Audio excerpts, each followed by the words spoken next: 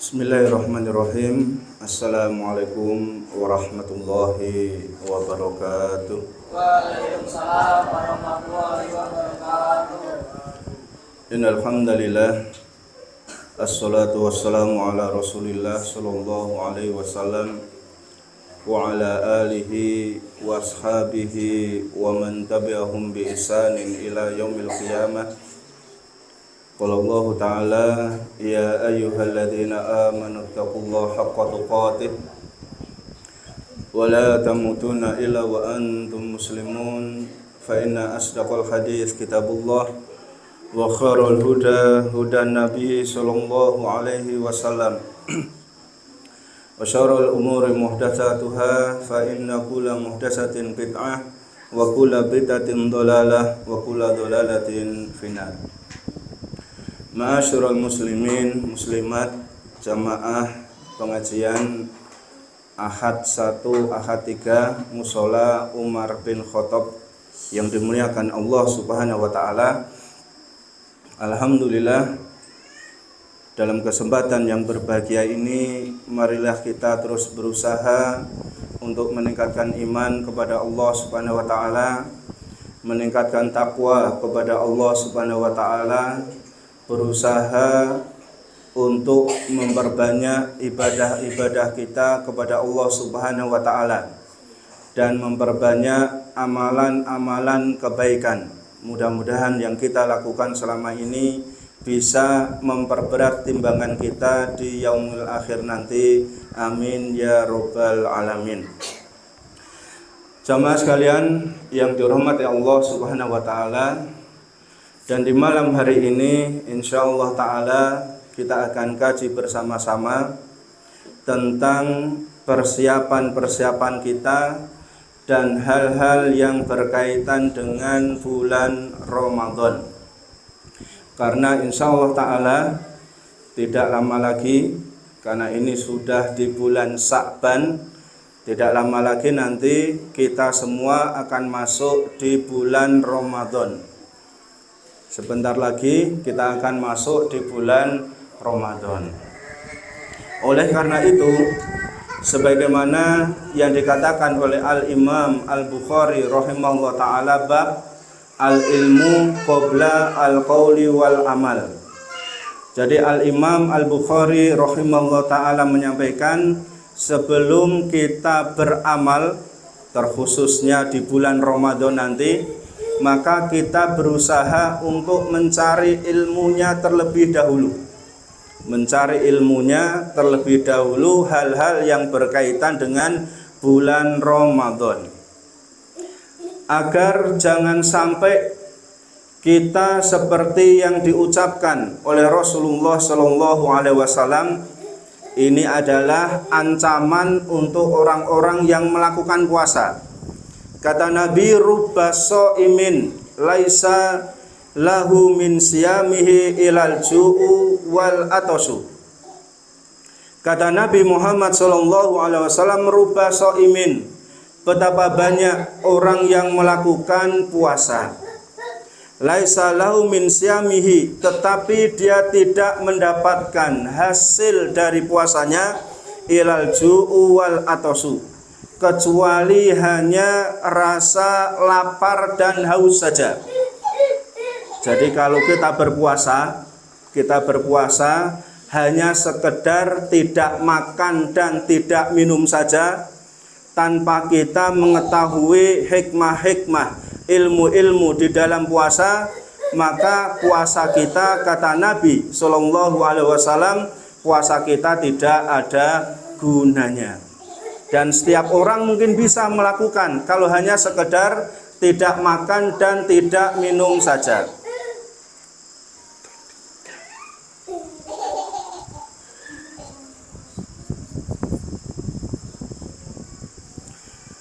Jadi kalau hanya tidak makan dan tidak minum saja, sejak subuh sampai maghrib, tidak makan, tidak minum, itu sudah dianggap puasa, maka banyak orang yang bisa melakukan. Dan bahkan minta maaf, hewan pun juga bisa melakukan.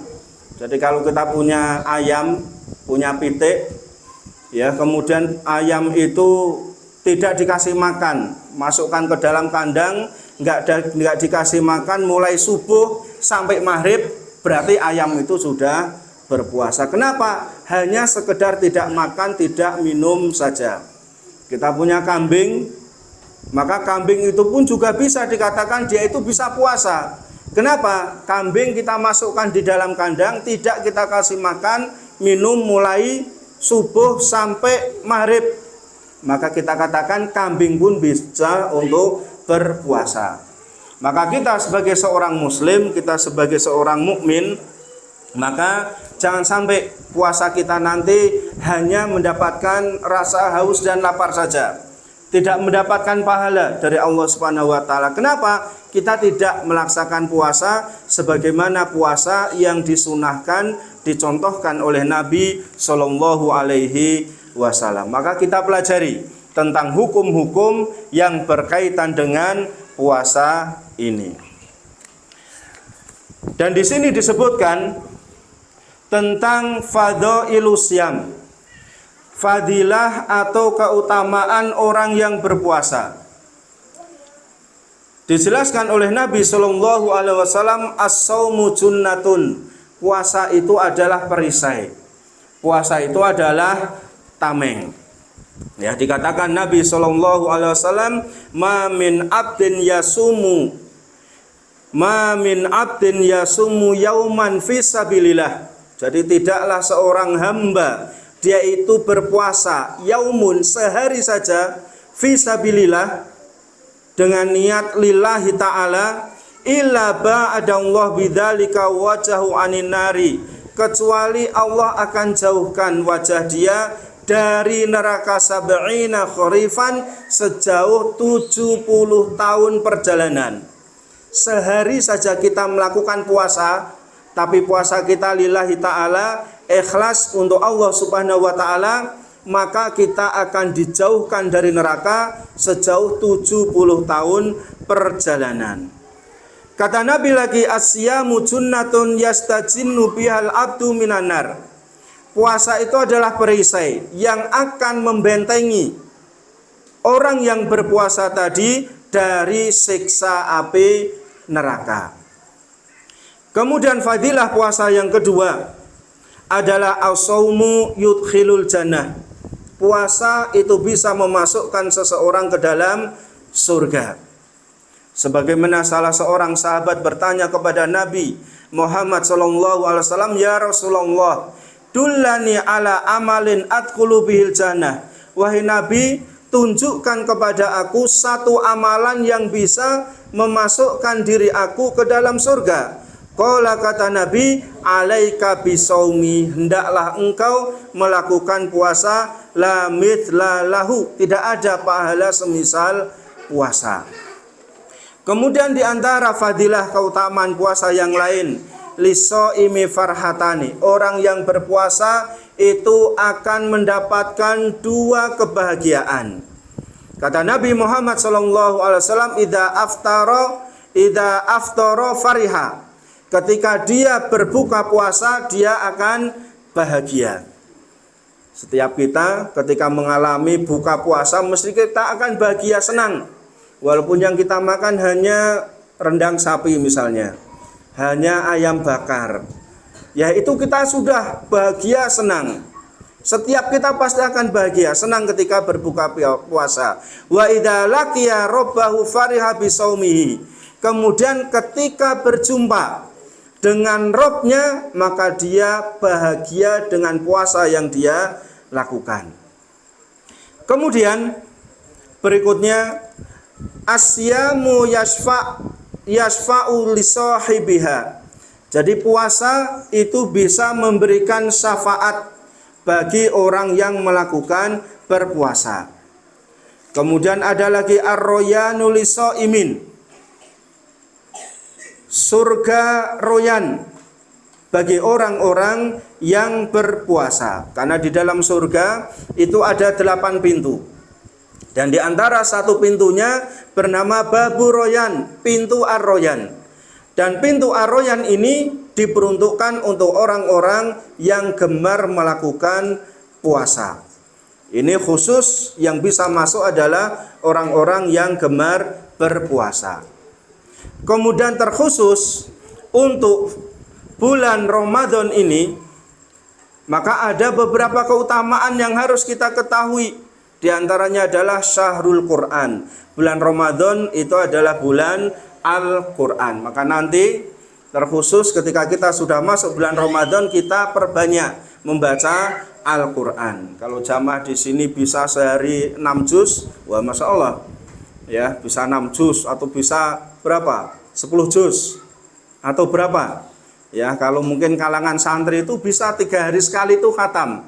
Kita tanya santri-santri itu 10 hari di pondok sudah khatam berapa kali? 3 kali katanya. 10 hari 3 kali. Padahal kita paling 10 hari baru berapa biasanya?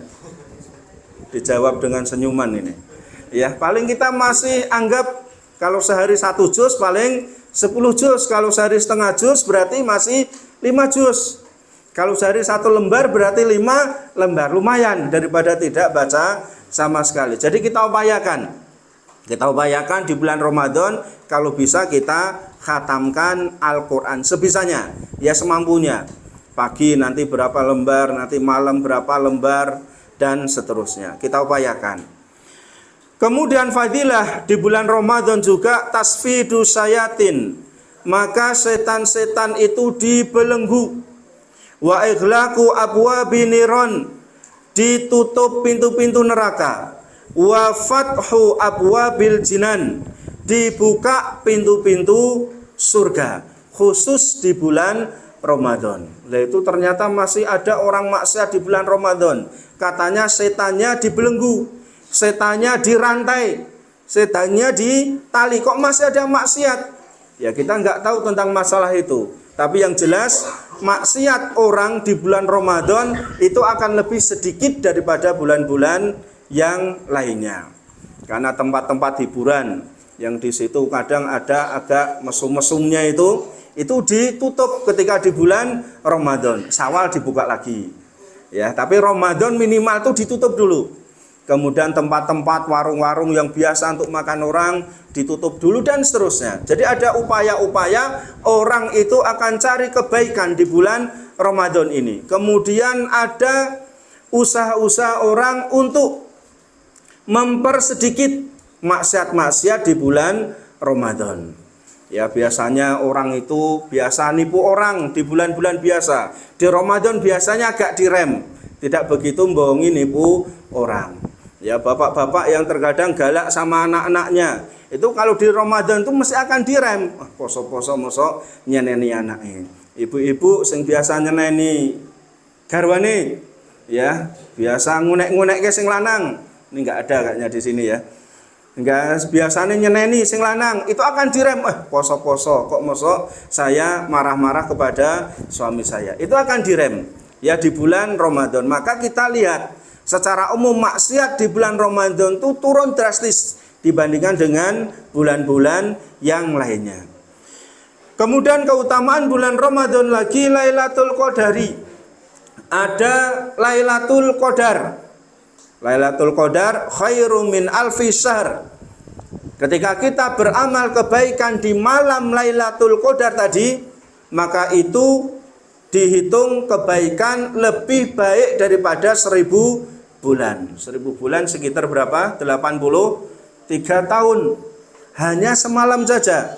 Makanya ketika sudah mendekati akhir Ramadan, 10 hari bulan Ramadan, maka tarawihnya itu harus kita kencengi lagi. Baca Qur'annya bisa kita kencengi lagi. Mungkin amal-amal kebaikan dikencengin lagi. Sedekah dikencengin lagi. Ya berbuat kebaikan dikencengin lagi. Itu di akhir-akhir bulan Ramadan. Tapi terkadang ya beberapa kaum muslimin muslimah itu mereka di akhir Ramadan malah justru lebih sibuk mempersiapkan untuk lebarannya. Ya di 10 hari terakhir itu di mal-mal, toko-toko pakaian itu berjubel, rela mereka meninggalkan sholat tarawih. Kemudian Al-Quran sudah mereka tinggalkan. Kemudian sholat tarawih di musola masjid-masjid sudah mulai ada kemajuan, softnya maju, ya ada kemajuan. Itu di bulan Ramadan di akhir-akhir. Padahal kata Nabi Shallallahu Alaihi Wasallam di akhir-akhir Ramadan itu sebaiknya amalan itu lebih ditingkatkan, tidak terlalu ngurus masalah dunia. Ibu-ibu ya di akhir-akhir Ramadan lebih sibuk untuk bikin kue, bikin masakan-masakan, ya bikin roti-roti, makanan-makanan. Padahal ya ora patek enak mungkin rasanya. Tapi semangat bikin ini, itu, dan seterusnya. Mulai meninggalkan Al-Quran, meninggalkan Tarawih, dan seterusnya. Ya bapak-bapak, resik-resik omai, dicat, kemudian besik-besik, dan seterusnya. Ya, mereka meninggalkan amalan-amalan di bulan Ramadan untuk menyambut satu Syawalnya. Makanya adalah suatu kekeliruan. Ya silahkan menyambut satu Syawal, menyambut Lebaran itu boleh-boleh saja, sah-sah saja. Tapi ingat, Ramadan jangan sampai kita lupakan. Jamaah yang dimuliakan Allah Subhanahu wa taala. Kemudian dijelaskan oleh para ulama bahwasanya wujubu shaum Ramadan, bahwasanya puasa Ramadan itu hukumnya adalah wajib.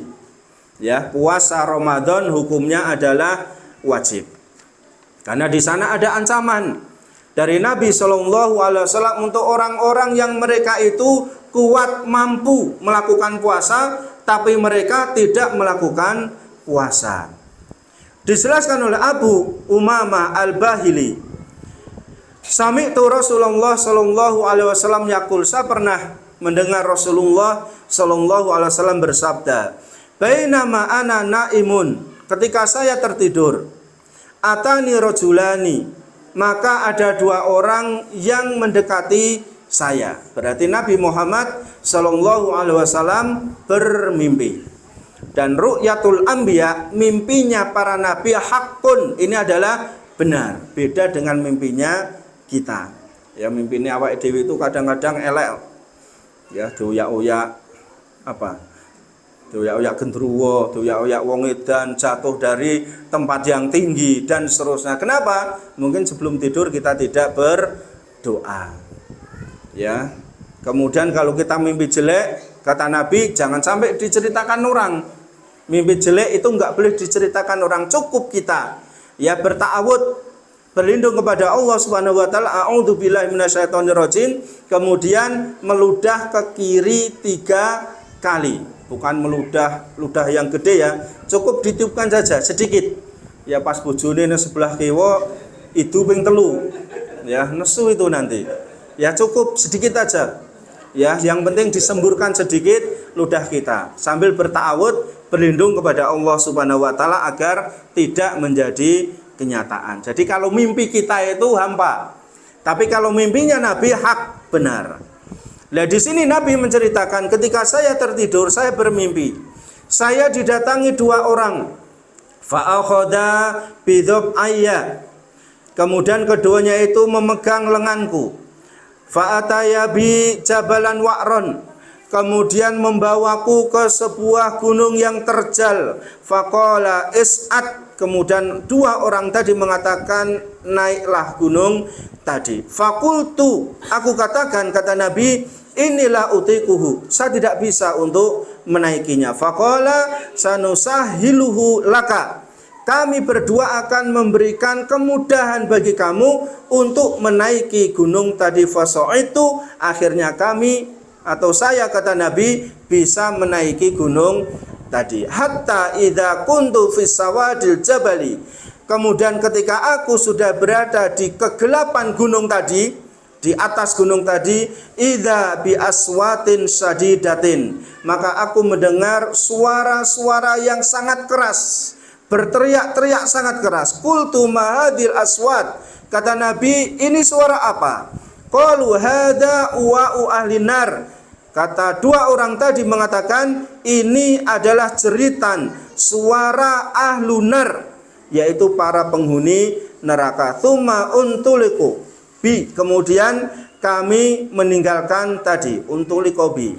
Fa idza ana bi qaumin mu'allaqina bi araqi bihim, kemudian ketika itu, kata Nabi Shallallahu Alaihi Wasallam, saya melihat sebuah kaum, sekelompok orang yang digantung bi'aroki bihim, di atas tumit-tumit mereka. di atas kaki-kaki mereka. Musyaqqaqah asdaquhum, yang mulutnya itu dicabik-cabik, digunting-gunting. Tasilu asdaquhum daman, kemudian mengalirlah banyak darah dari mulut dia. Jadi posisi orang digantung di atas tumit-tumit mereka, di atas kaki-kaki mereka, kemudian mulutnya digunting-gunting, dicabik-cabik, mengalir banyak darah dari mulut kaum tadi. Qala qultu man haula, kemudian Nabi bertanya, siapa mereka ini? Qala alladzina yuftiruna qabla tahillati shaumihim. Mereka adalah orang-orang yang sudah berbuka sebelum mereka selesai puasanya. Ya, atau dengan arti lain adalah orang-orang yang tidak melakukan puasa, atau dengan seenak sendiri puasa pagi hari kemudian siang merasa enggak kuat, padahal sebetulnya kalau dipaksakan kuat kemudian dia membatalkan puasanya, maka diancam ya dengan azab yang seperti ini tadi, naudzubillahi min dzalik. Maka dikatakan para ulama bahwasanya dan dijelaskan oleh Allah Subhanahu wa taala, Nabi Muhammad SAW, puasa bagi orang yang mampu itu hukumnya adalah wajib. Kenapa kita dianjurkan berpuasa terkhusus di bulan Ramadan ini? Adalah di sana ada beberapa hikmah, ghufranu dzunub diantaranya, yaitu diampuni dosa-dosa kita. Jadi kalau kita bisa puasa di bulan Ramadan, ghufranu dzunub, kita akan diampuni dosa-dosa yang pernah kita lakukan. Atau mungkin kita mengatakan aku ora dosa. Ya, enggak mungkin kita itu enggak punya dosa, enggak mungkin. Setiap kita pasti kita memiliki dosa. Maka kata Nabi SAW di sini, man shoma ramadhana imanan wahtisaban, barang siapa yang dia berpuasa Ramadan dengan penuh iman, kemudian mengharap pahala dari Allah Subhanahu wa taala, ghufira lahu ma taqaddama min dzanbihi, maka akan diampuni dari dosa-dosa yang pernah dia lakukan. Masya Allah, ya, kita banyak melakukan dosa, kita banyak melakukan kesalahan. Ketika kita puasa di bulan Ramadan, maka dosa-dosa kita diampuni oleh Allah Subhanahu wa taala. Istijabatu doa, keutamaan juga ketika kita mau puasa di bulan Ramadan adalah doa-doa kita akan dikabulkan oleh Allah Subhanahu wa taala. Kata Nabi, wa inna likulli muslimin da'watan yad'u biha. Setiap muslim itu dia menginginkan untuk berdoa.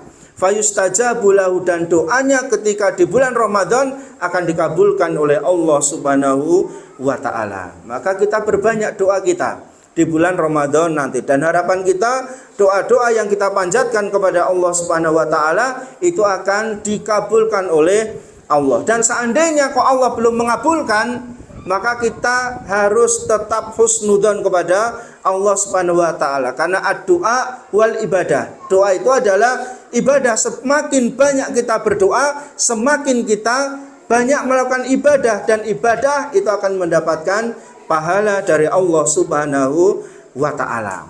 Mungkin di antara kita, ya, amalan kita itu enggak banyak ketika di dunia. Kemudian nanti di yaumul akhir, ketika kita berjumpa dengan Allah Subhanahu wa taala, kita kaget, loh, kok saya pahalanya banyak sekali, dari mana ini? Padahal amalan saya itu di dunia kayaknya enggak begitu banyak. Kemudian ketika dilihat, ternyata ini adalah pahala dari banyaknya doa yang kita panjatkan, kita lakukan untuk Allah Subhanahu wa taala. Jadi tidak ada ruginya kita melakukan doa dan memperbanyak doa kepada Allah Subhanahu wa taala. Jamaah yang dimuliakan Allah Subhanahu wa taala, kemudian terkait dengan Ramadan, untuk menentukan Ramadan itu ada penjelasan di sini, ihsa'u iddati Sya'ban, menghitung bulan Sya'ban. Jadi bulan Sya'ban itu jumlahnya bisa 29, bisa 30 hari. Ya, kalau gampangnya kita ikut pengumuman pemerintah, itu paling gampang. Paling gampang.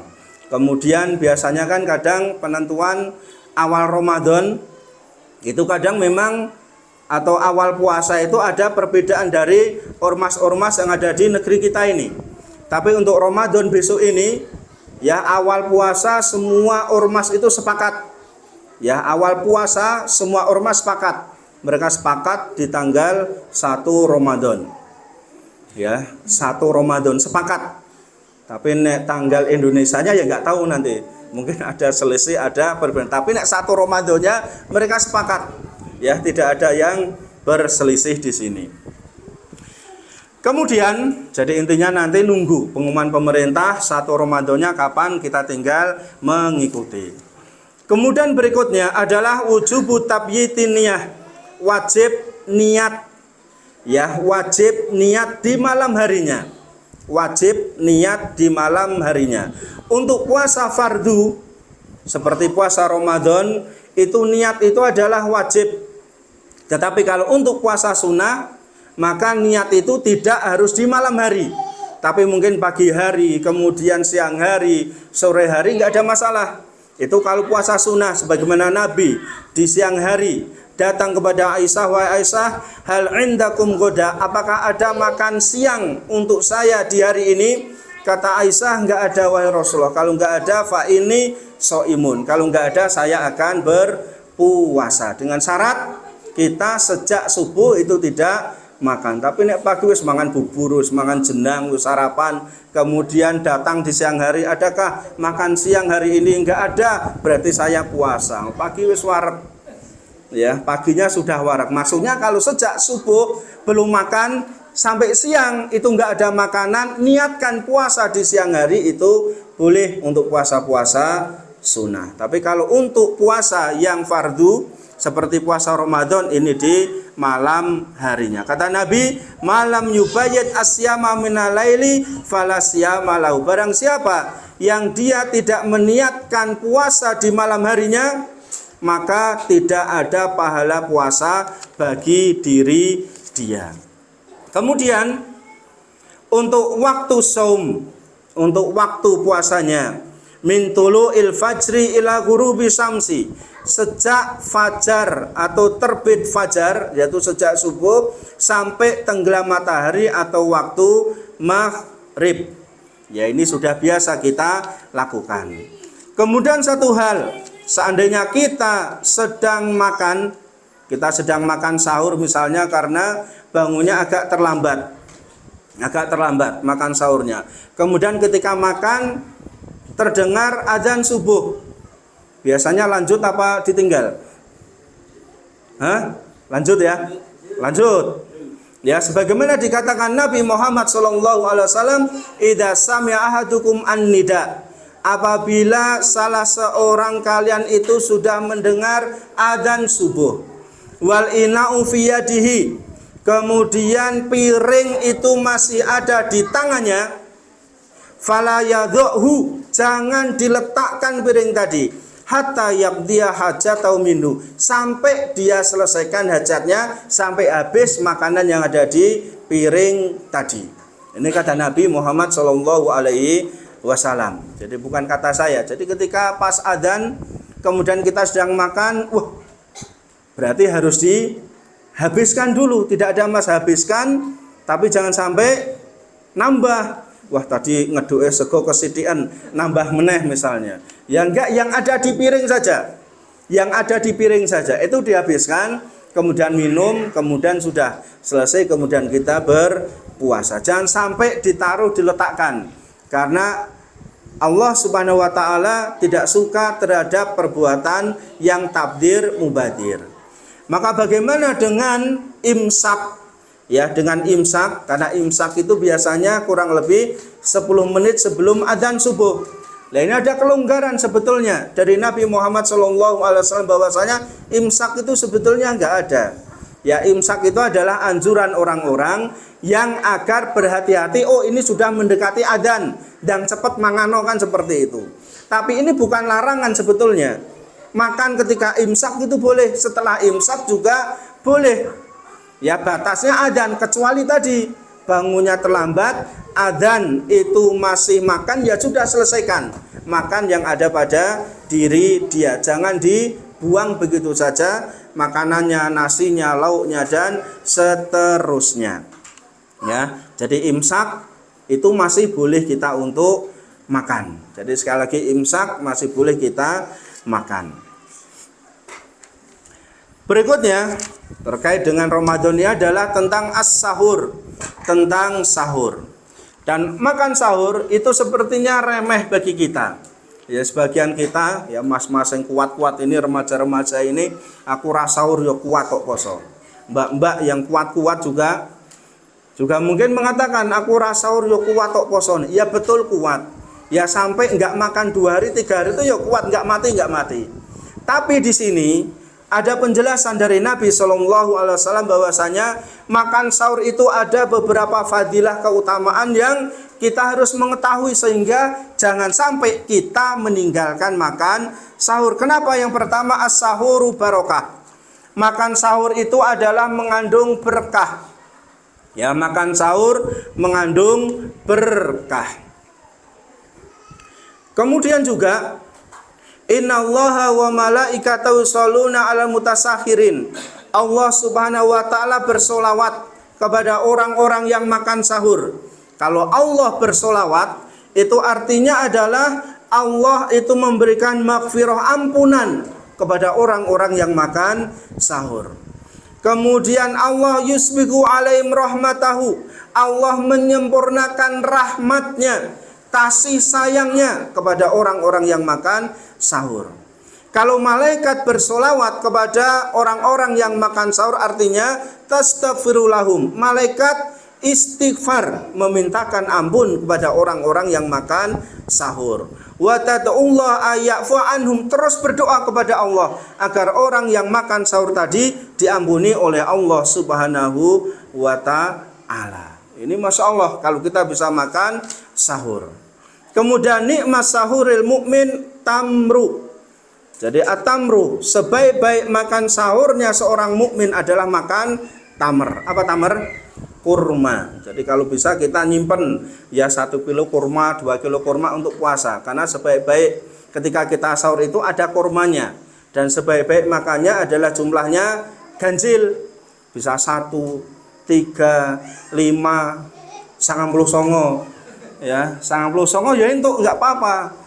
Ya, kalau memang tank ini gede wasane ora 99 tapi dihitung nek bisa. Ya, ganjil. Kalau bisa ganjil. Nanti ketika buka jangan lupa kurma terlebih dahulu juga. 1 enggak apa-apa atau 3 enggak apa-apa. 1,5 ya ora apa-apa. Ya, yang penting jumlahnya ganjil.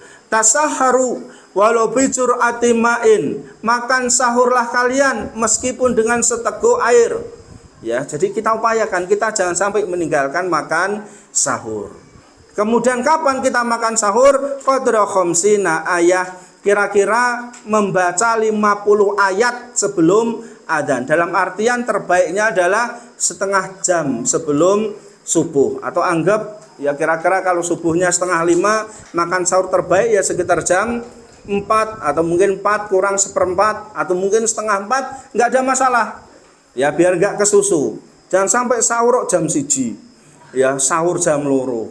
Jam 2, jam 1 sanek sing ketok-ketok sahur misalnya. Yaitu ya boleh sahur jam segitu tapi itu tidak memenuhi sunnahnya Nabi Muhammad Shallallahu Alaihi Wasallam. Apalagi bar tarawih mangan. Ya tekoi karo garwane, lah kok makan yah undangnya apa sih? Ya Pak misalnya, lah kok mangan?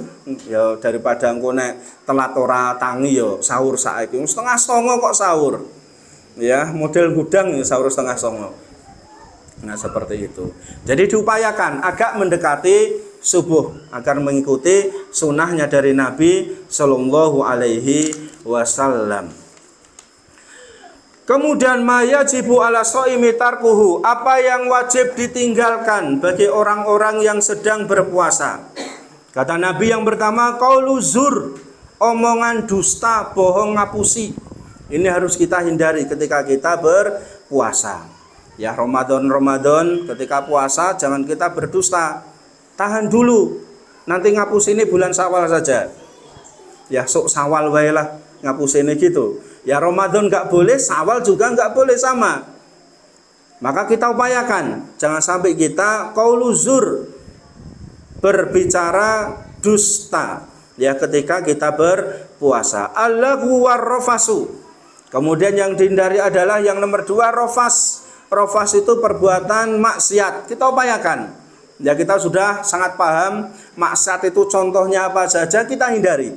Jangan sampai di bulan Ramadan terkhusus ketika kita berpuasa kita melakukan perbuatan rofas atau perbuatan maksiat.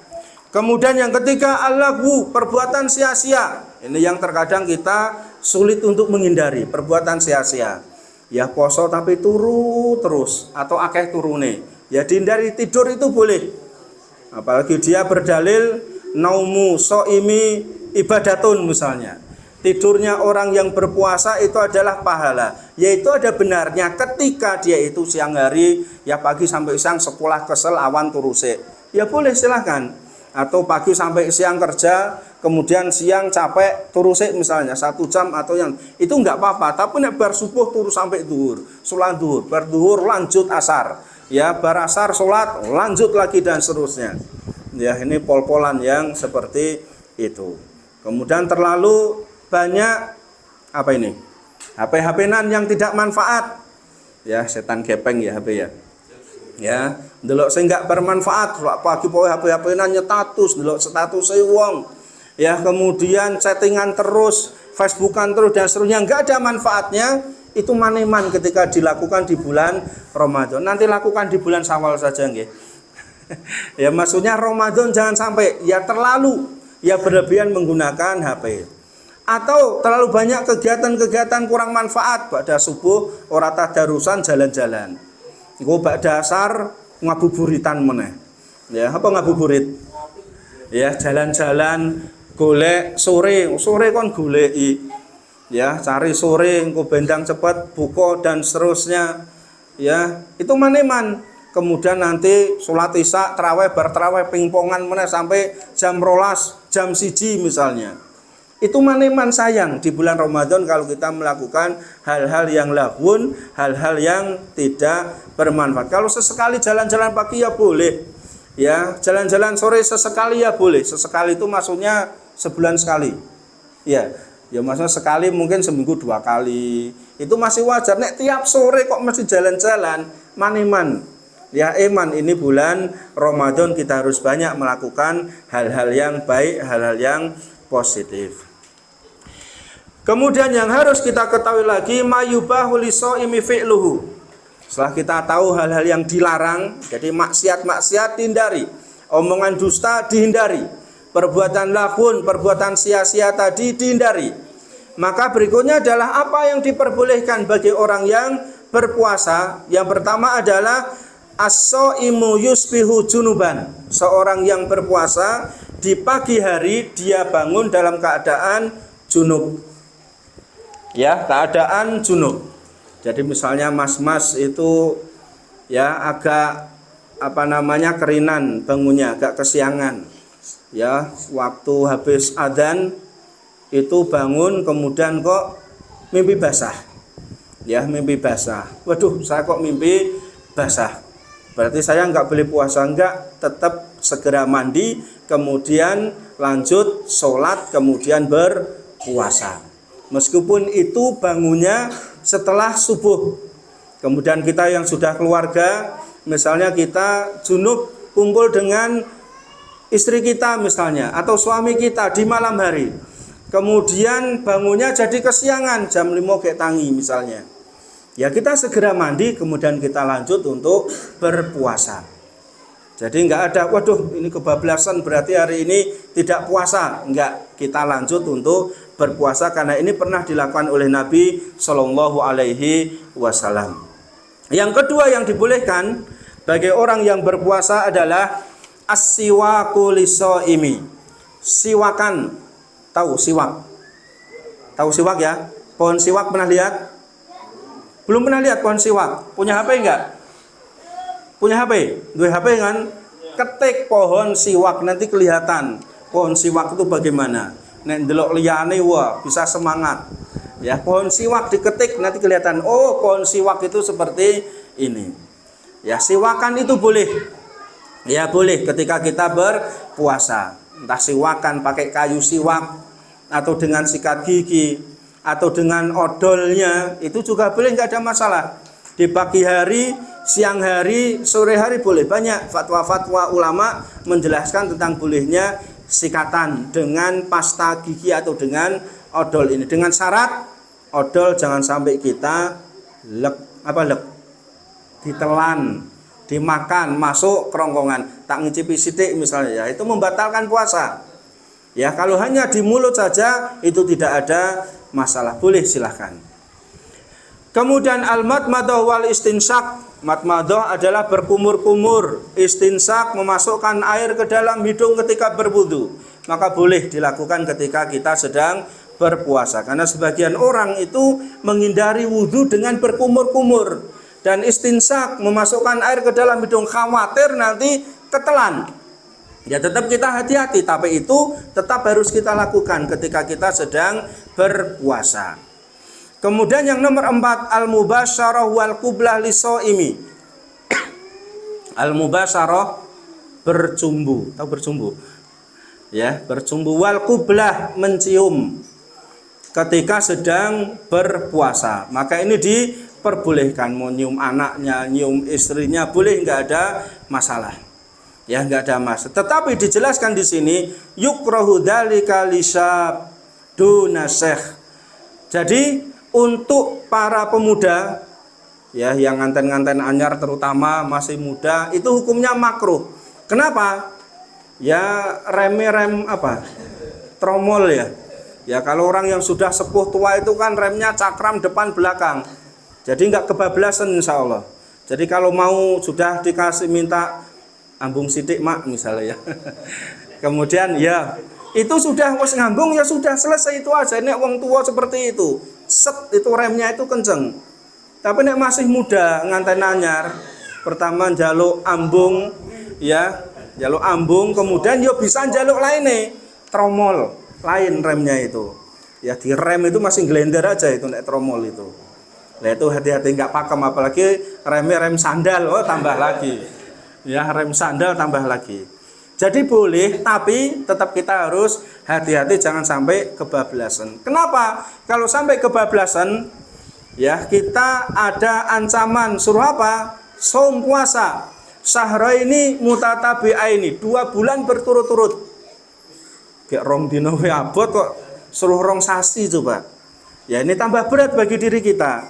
Maka kita harus hati. Boleh, tapi setiap yang boleh tidak mesti harus kita lakukan. Ya, karena pernah datang di zaman Nabi Shallallahu Alaihi Wasallam ada orang yang bertanya, uqabilu wa ana shaimun.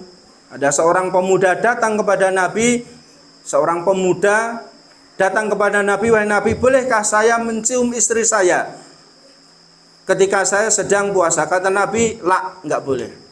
Faja'a syekhun, kemudian ada seorang yang tua mengatakan, uqabilu wa ana shaimun. Kalau saya wahai Nabi boleh enggak? Kata Nabi, na'am, boleh. Fanadhara ba'duna ila ba'din. Kemudian sebagian orang melihat ke sebagian yang lain, itu boleh kok, ini enggak boleh. Kata Nabi, inna syaikha yamliku nafsahu. Seorang yang sudah tua itu lebih bisa menahan nafsunya, menahan keinginannya daripada orang yang masih muda. Maka ini ada perbedaan. Hal yang boleh lagi dijelaskan tahlilu dam, mengalirkan darah. Jadi kayak donor darah atau yang lain itu tidak membatalkan puasa. Keluar darah dari tubuh kita ya karena kecelakaan, tergores apa, itu tidak membatalkan puasa. Karena dulu waktu kita masih kecil kan, wah metu getai batal, ngentut jero banyu batal, seperti itu. Nangis batal, ngapusi batal, sing batal kok kayak banget. Itu zaman dulu ketika kita masih anak-anak. Nah sekarang kita lihat dalil-dalilnya, mana yang disahihkan oleh dalil, mana yang tidak disahihkan. Ternyata keluar darah itu tidak membatalkan puasa. Wa darbul ibri, sampai ya ditusuk jarum seperti suntik, itu juga boleh ketika kita sedang berpuasa. Allati la yuqsadu biha at-taqdiyah, selama tidak suntik yang mengenyangkan. Berarti kalau suntik mengenyangkan apa contohnya? Infus misalnya, lemes-lemes jam loro awan, lemes-lemes diinfus, wah langsung jenggirat iso melayu. Wah ini yang membatalkan puasa seperti itu. Tapi kalau disuntik pantatnya karena dia sakit, itu orang itu tidak akan jenggirat kemudian jadi giras, itu enggak. Ya beda. Ini. Kemudian al-hijamah, bekam. Tahu bekam ya? Bekam. Jadi kalau mau bekam di bulan Ramadan itu juga boleh selama dia kuat. Kecuali dia dibekam lemes maka dihindari. Duku to'am, nah khusus untuk ibu-ibu ini, duku to'am, mencicipi makanan ini juga boleh dilakukan ketika puasa di bulan Ramadan. Ya la ba'sa ayaduko al-khalla au syai'a, tidak mengapa mencicipi cuka atau yang lainnya, malam yadkhul halqahu, selama tidak masuk ke dalam tenggorokan dia. Jadi ibu-ibu kalau masak silahkan nyicipi. Ya satu ujung sendok dicicipi kemudian dilek apa dilepeh? Ya dilepeh, nek dilek lah itu batal. Kemudian nyicipi ya sithik ae, sepucuk sendok itu aja. Jangan nyicipi yuk setengah piring misalnya. Kuwi mangan jenenge. Jadi sedikit aja kemudian dilepeh lagi untuk ya memastikan ini sudah pas atau belum asinnya, manisnya atau yang lainnya. Jadi boleh mencicipi makanan kemudian dilepehkan lagi, bukan ditelan, silahkan. Karena terkadang sebagian ibu-ibu itu wedi untuk ngicipi makanan. Enggak taunya betul ketika dihidangkan kasinen. Ya, kasinen. Kemudian atau dihidangkan terlalu manis atau terlalu pedas misalnya. Maka ini justru nanti akan merusak keluarga ketika sedang berbuka puasa. Dicipi asin banget, dicipi pedes banget misal, rasanya cemplang, kurang asin dan seterusnya. Al-kuhlu itu juga boleh.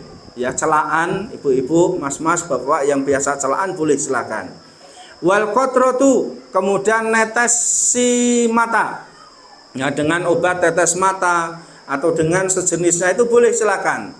Walaupun dijelaskan para ulama di sini, meskipun wujida ta'muhu fi halqihi, ada rasa di tenggorokan. Pernah netesi mata kaki atau mata batin? Ya, kita pernah netesi mata kita. Kemudian kadang beberapa obat itu kan sampai tenggorokan itu pahit. Sing ditetesi matanya tapi tenggorokannya ikut pahit. La ba'sa, tidak ada masalah yang seperti ini. Ya boleh dijelaskan para ulama. Sabul ma al-barid, kemudian menyiramkan air yang dingin ala roksi wal iktisal, di atas kepala atau mandi di siang hari boleh silakan.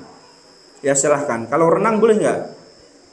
Ya boleh aja, nggak apa-apa, asal hati-hati nyelulut, kemudian hati-hati jangan sampai air itu masuk ke tenggorokan dia. Apa nek poso-poso renang gitu ya kurang gawean gitu ya. Ya poso-poso kok renang, kan ini berarti melawan sesuatu yang berbahaya. Ya, dan tidak bisa dilakukan kecuali ahlinya, karena ini adegan berbahaya itu. Renang di bulan Ramadan. Walaupun boleh, tapi ini adalah adegan berbahaya. Jangan sampai dilakukan. Jamaah yang dimuliakan Allah Subhanahu wa taala. Tambah sedikit lagi di sini adalah tentang rukhsah, keringanan orang-orang yang boleh untuk tidak melakukan puasa. Pertama al-musafir. Jadi kalau kita bepergian itu boleh tidak berpuasa. Tapi kalau puasa juga boleh. Ya semisal dari sini mau ke Cirebon. Cirebon cedak ya Mas Yan ya. Sini ke Jakarta misalnya. Ya sini Jakarta, kemudian kok aku lemes sampai di mana? Di Batang itu. Nah, di Tegal, Kendal atau Batang itu, Gringsing itu ya. Itu kan semua pada turun makan, waduh. Itu ayo ngelakmen es teh, es jeruk itu kok seger men misal. Ya kalau memang kita nggak kuat boleh kok. Kita kuat pun boleh membatalkan, tapi nanti ada gantinya, ada kodoknya. Boleh kita makan itu boleh. Ya, kata Nabi sallallahu alaihi wasallam, sum in syi'ta wa aftir in syi'ta. Kalau kamu mau makan silahkan. Kalau kamu mau puasa silahkan. Ya, tetapi yang perlu diingat adalah ketika kita memang tidak kuat dipaksakan, itu yang bahaya. Laisa minal birri asyamu fi safar, maka dikatakan bukan suatu kebaikan puasa ketika safar. Maksudnya apa? kita memaksakan diri puasa pada tidak kuat, enggak apa-apa. Ya makan minum silahkan. Ya makan minum silahkan ketika kita safar. Kemudian juga al-marid, orang yang sakit juga boleh tidak berpuasa. Maksudnya sakit di sini adalah yu'addi ma'asawmi ila dharor, yang ketika dia puasa itu menyebabkan sakitnya lebih parah. Kalau hanya watuk-watuk, kenapa enggak puasa? Aku watuk kok. Nah, watuk itu kan masih kuat puasa. Ngopora poso aku gatelen misalnya. Gatelen kan juga masih bisa puasa. Ngopora poso aku loro panu misalnya. Panunen ora poso. Ya. Jadi ketika kita sakit boleh enggak berpuasa, tapi nanti qadha ganti dengan hari yang lain. Al-haid wan nifas, wanita yang haid nifas jelas tidak boleh berpuasa. Asy-syekhul kabir, orang yang sudah sangat tua. Sangat tua yang tidak mampu berpuasa, silakan untuk tidak berpuasa. Kalau orang yang sangat tua di sini, renta di sini, qadha apa enggak kira-kira? Qadha, ganti puasa. Loh sekarang aja enggak kuat, mosok tahun depan tambah kuat ya enggak mungkin. Ya. Jadi silakan untuk bayar fidyah. Bayar fidyah silakan, mau yang mentah, mau mateng silakan. Ya, sehari itu 1 porsi makanan. Berarti kalau 30 hari puasa, 30 porsi makanan bisa dibagi kepada orang fakir, miskin. Atau mentan juga boleh. Ya, beras itu setengah zakat fitrah. Berarti 1,5 kilo, silahkan. Ya, ditambah dengan mie, ditambah dengan telur juga boleh, silahkan. Untuk orang-orang yang sudah tua ini. Al-hamilul wal murdi, orang yang hamil dan menyusui. Hamil atau menyusui ini juga boleh untuk tidak berpuasa. Saya hamil, berat kalau berpuasa. Ya, kasihan janin yang ada di perut saya. Ini untuk ibu-ibu ya. Jadi boleh tidak berpuasa. Kemudian murdi, orang yang menyusui. Ya, orang yang menyusui itu juga boleh untuk tidak berpuasa karena mungkin anaknya nyedotnya itu kenceng kuat, membuat ibunya itu lemes, ya silahkan untuk tidak berpuasa. Ya, di sini ya sebagian besar ulama mengatakan silahkan untuk bayar fidyah saja, tidak perlu untuk mengqadha puasanya. Walaupun sebagian pendapat ya harus qadha, ya silahkan. Tapi sebagian lain berpendapat cukup dengan bayar fidyah saja.